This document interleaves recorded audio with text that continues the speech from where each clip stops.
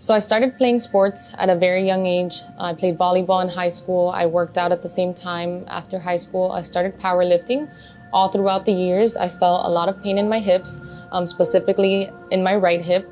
And after a few years, I just started feeling pain getting out of bed, sleeping, walking from point A to point B, where the hip pain got completely unbearable, and I decided it was time to see the doctor.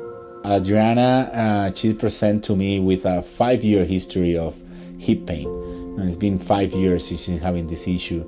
During our conversation and exam, we found that she's having some conflict or bone impingement. When I say that, it's a conflict between the bones in her hip that are creating an early contact that is leading to injury.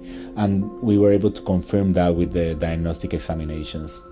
After running all the tests and Dr. Lazaro determined that I did need hip surgery, I was actually pretty relieved because I didn't know that there was going to be a solution to this. And after he said that, he made me feel very confident in the fact that the surgery would go smoothly. It wasn't such a long recovery, and he's had several patients that have had this surgery and they've recovered well. So I was comfortable with the decision. With her, we were able to do a segmental labrum reconstruction. We just put a piece of graft to fill up that defect.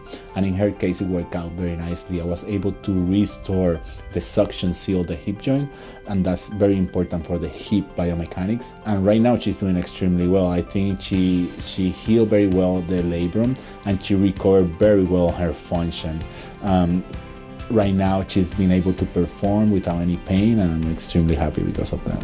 So now I do feel great. I don't have any pain anymore when I'm walking, when I'm sleeping. It's kind of weird to feel how my hip is supposed to feel because I've dealt with pain all my life. So now I've started working out again and everything is going nice and smoothly. I can get back to running, which is something I was never able to do before. So it's nice to see that I'm pain-free now. If you're having pain, you're not able to perform the way you want.